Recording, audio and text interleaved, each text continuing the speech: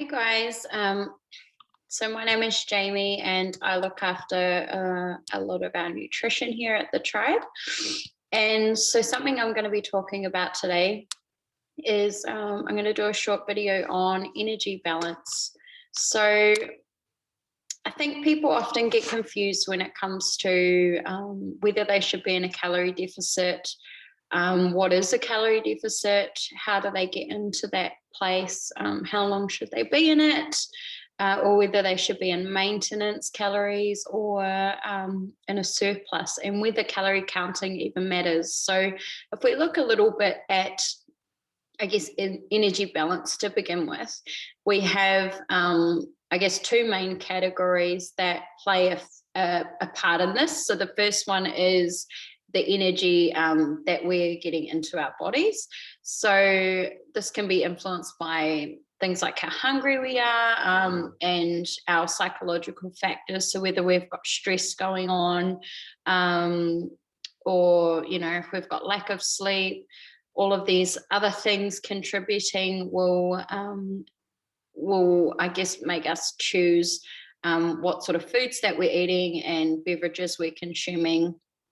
And then, obviously we have the food that we're getting in and also the calories that we absorb depending on how old we are, how much muscle mass or, bone density we have, and our overall general health really, and how our gut health is and how much of those calories we can digest as well.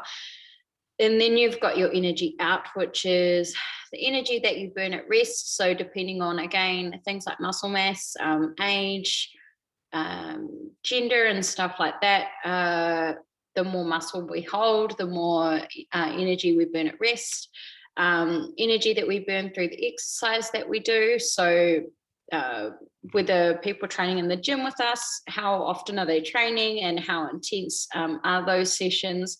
You'll be burning energy through those, but also non-exercise activities such as what you do for work, what you do on the weekend with your friends, and on a daily basis, walking the dog, other general activities. Then you also burn energy when you are eating food as well, and the general processes that our body goes through. So those are the main things that we consider when it comes to energy in and energy out. So in terms of the food consumption part of it, so there are different phases of, I guess, the amount of food that we should be eating depending on our goals. So if our goals are to drop quite a bit of body fat, and I say body fat because we focus on that, not just the body weight itself, and that takes the focus away from the scales more. But if that is your goal and if it is a decent amount, then you will need to be in a calorie deficit. But not for a long period of time. So calorie deficit is something that isn't like a final destination. It's just a period in time, because you can do long-term damage in terms of your metabolism, losing muscle, because it is hard to build muscle when you are in a true deficit as well. But also knowing in a calorie deficit that if you aren't dropping, then you most likely aren't in a true deficit as well. So then we've got our maintenance phase, which is the amount of food that you need to eat to stay where you are, or perhaps you want to build a little bit of muscle and drop a little bit of body fat, but you don't want to be in as much of a calorie deficit. Then that's kind of like your happy amount of food to eat and energy to exert as well.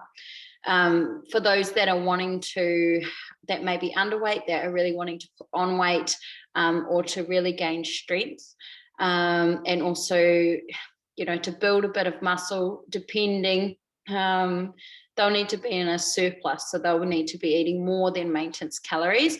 But again, this can be hard on our bodies. So it's another temporary measure. So just some things to keep in mind, obviously thinking about what the main goal is, because sometimes the goals can be hard to achieve in harmony. So it can be a bit challenging to gain muscle and lose body fat at the same time. It's not out of reach, but we just need to ensure that we are being a bit more mindful of what we are doing. So tracking each end of that, so the calories in or energy input and then the output as well. And doing the fundamentals well, really, for any of these things, that's going to help our body to do what it needs to do. So to naturally build muscle and to also drop body fat. So we always say, instead of focusing on counting calories, is focusing on doing fundamentals well. So eating more whole foods, less processed foods, nutrient dense, protein with every meal, more vegetables and things like that, and at least exercising 3 times a week, and trying to increase the activity levels outside of what you are currently doing.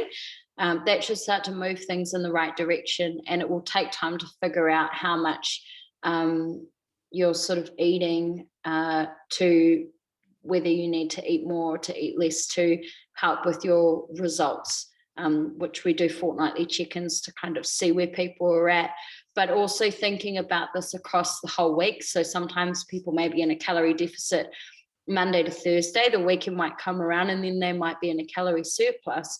So if things are just remaining the same, it's because across that week they're ending up cancelling out, and putting that person into sort of a maintenance amount. So that's why it is important to think of the bigger picture. But yeah, most of the time we will want to be in maintenance calories, because that's more optimum if we are wanting to still build muscle and get stronger, while focusing on losing a bit of body fat. And so we're using deficits and surpluses just as temporary measures. So yeah, those are the main things really. And the best thing you can do, I guess, is to start tracking, which is something I'm going to go over soon, just to see where you're at, because if you don't know, then you don't know. And there may be little things that you're doing with your nutrition that you're not fully aware of as well. So you can also go to the nutrition calculator on the Precision Nutrition website if you want to write things down and kind of see where you're at in comparison to where you need to be for your goals. So in terms of a diary, it's like a recall really. And if you're doing it on paper, I would say this is more beneficial for most people, because you can write down things like how you're feeling, and how your day was, how your sleep was, how much water you were having, and all these other factors. Whereas you can use MyFitnessPal, which does give you your calories and your macros and things like that. But I also feel like those psychological factors are really important too. So this will also help us to see like where we organize, what were the reasons why we chose certain foods.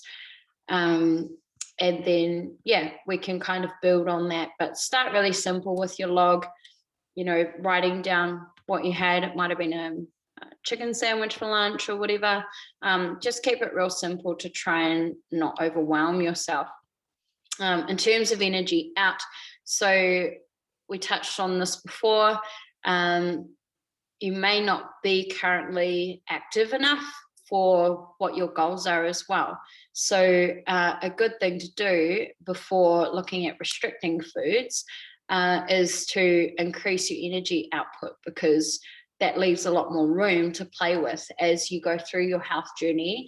And as you become leaner, if that's your goal or whatever it may be, it gives you more to play with. So looking to increase your energy levels through at least 10,000 steps a day. If you have a, what do you call it, a Fitbit or something like that, it can be helpful to see that. You can do things like perhaps walking further to work, or if you need to go to the shop, maybe you could walk instead of drive. Go for a walk on your lunch break, take the dog, being more active with family and friends. perhaps hitting more sessions in the gym. So we say at least 3 sessions a week of resistance-based training, so strength training, and increasing the intensity that you're training at too. So if you're rocking up to training and you're sort of doing the bare minimum, could you be giving a bit more there to burn a bit of extra energy as well? So another note on that is, so an energy out, it talks about the energy that you burn at rest. So that's the importance of resistance training there, is because the more muscle that we hold and continue to build and maintain, the more energy we burn at rest. So that will increase our basal metabolic rate, which is basically the calories or the amount of energy that our body needs to ingest in order to carry out its functions. And then this becomes a way of life and how we achieve our results and also sustain them for the long term.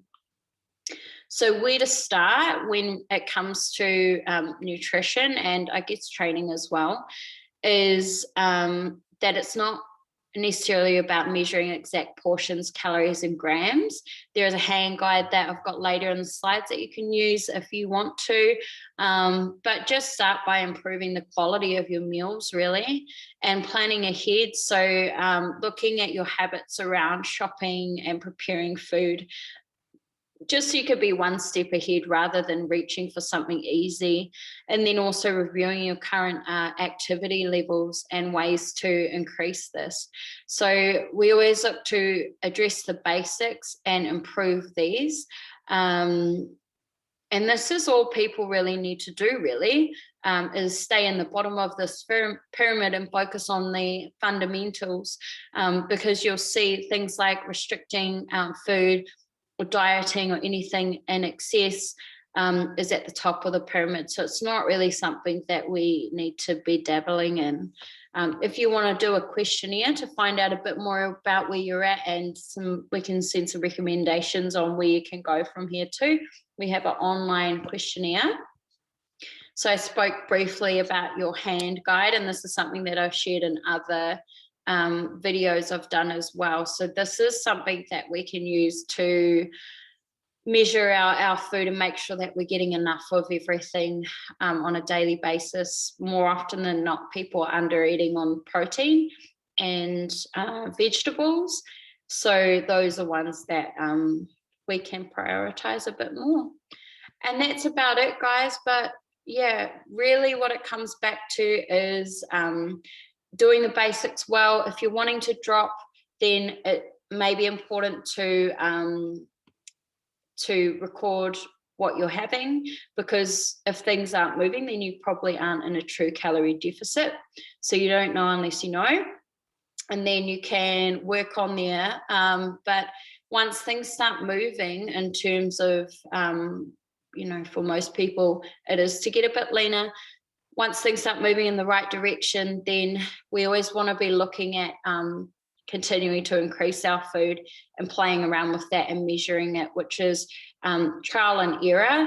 But it is important that we are not staying in a calorie deficit forever as well. So hopefully that was helpful. And if you have any questions about this, please feel free to reach out.